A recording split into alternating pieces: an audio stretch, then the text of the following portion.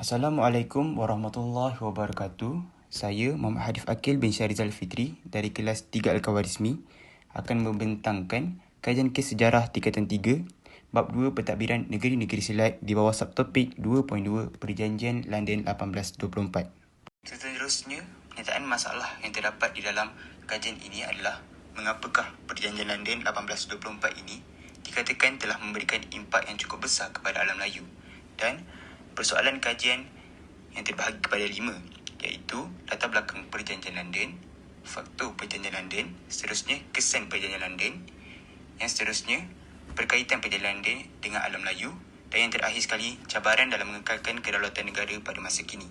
Kemudian kita beralih kepada objektif dan kaedah kajian. Objektif kajian terbahagi kepada 5. Yang pertama, menyatakan latar belakang Perjanjian London.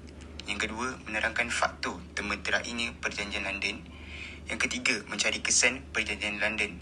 Yang keempat, meneliti perkaitan Perjanjian London dengan kedaulatan negeri-negeri Melayu. Dan yang terakhir sekali, yang kelima, adalah mempelajari cabaran masa kini dalam mengekalkan kedaulatan negara. Seterusnya, saya akan menerangkan kaedah yang telah saya gunakan dalam menghasilkan kajian ini.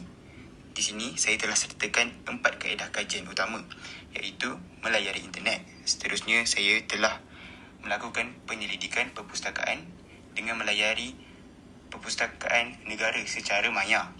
Seterusnya, saya telah menggunakan kaedah rujukan dengan merujuk beberapa laman-laman sesawang yang berkaitan dengan Perjanjian London.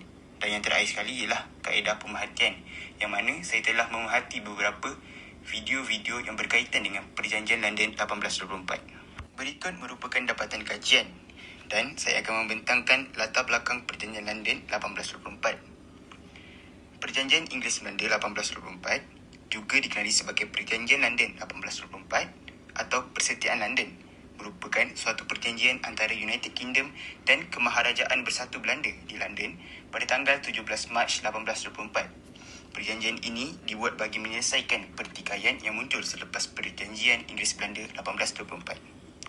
Kemudian, faktor yang menyebabkan berlakunya Perjanjian London 1824 antaranya adalah persaingan perdagangan di Timur.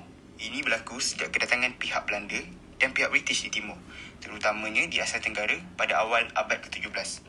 Kedua-dua ini sudah tidak lagi mempunyai perhubungan yang baik.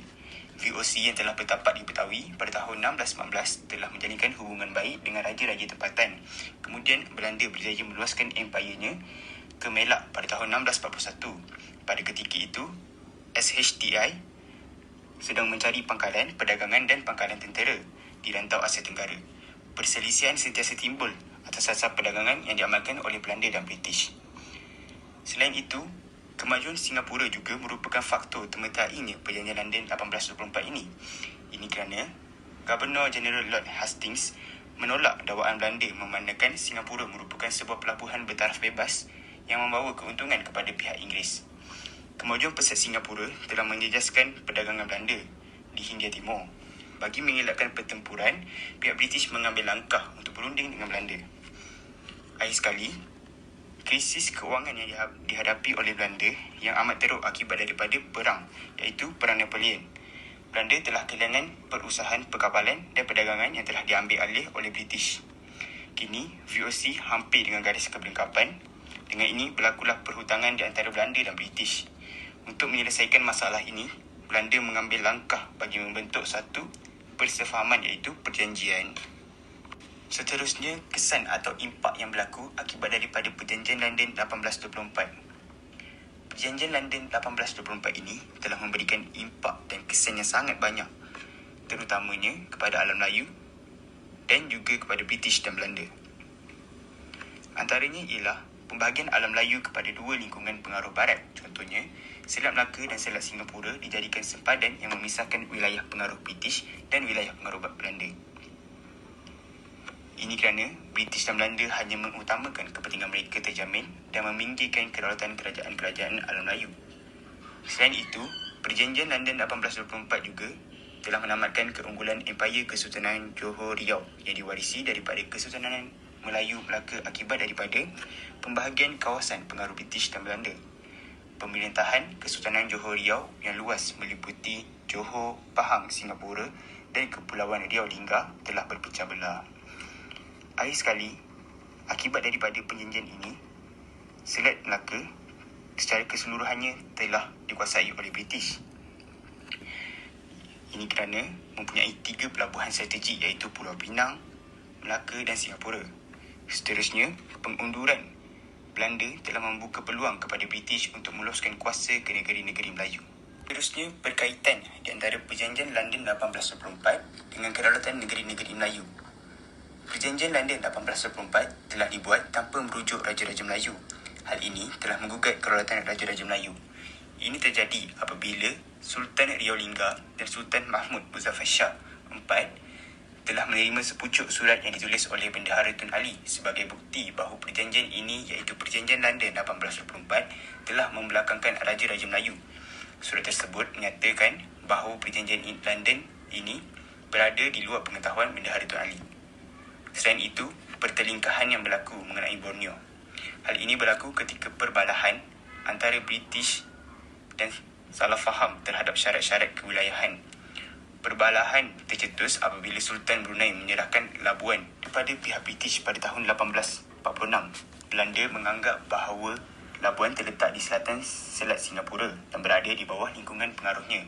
Walau bagaimanapun, masalah ini dapat diselesaikan apabila pihak British dapat membuktikan kedudukan geografi Labuan yang sebenarnya. Sekali, disebabkan perjanjian London ini, berlakulah pecahan Empayar Johor Riau dengan pembahagian 2 kawasan pengaruh itu. Secara tidak langsung telah membawa kepada runtuhnya Empayar Johor. Kini, kawasan-kawasan tersebut jatuh ke bawah pengaruh Belanda. Perjanjian ini juga menyelesaikan masalah perebutan takhta Johor kerana Sultan Husin menjadi Sultan yang sah di tanah besar Johor dan Sultan Abdul Rahman menjadi Sultan di Kepulauan Riau Lingga. Seterusnya, saya akan menerangkan cabaran yang dihadapi dalam mengekalkan kedaulatan negara.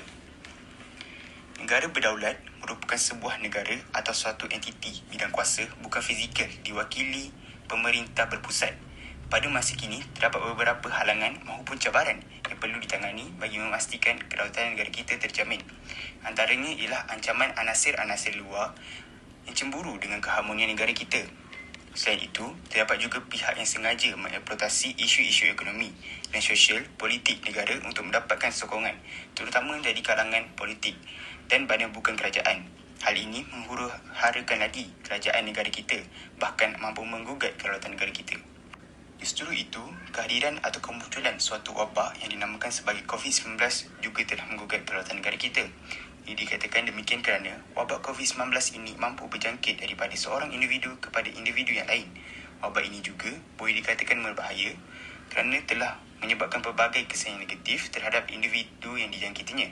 Hal ini menyebabkan kerajaan terpaksa mengarahkan perintah kawalan pergerakan untuk mengurangkan kadar penularan.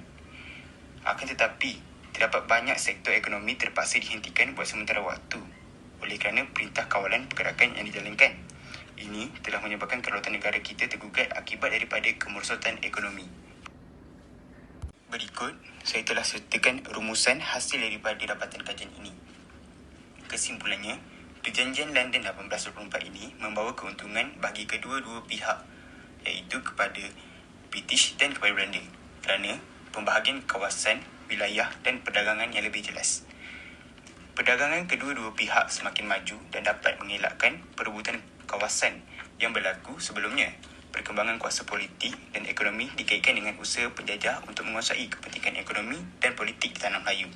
Hal ini jelas menunjukkan pengaruh kolonialisme kerana perjanjian ini tertera tanpa merujuk Raja-Raja Melayu dan tiada lagi unsur persahabatan.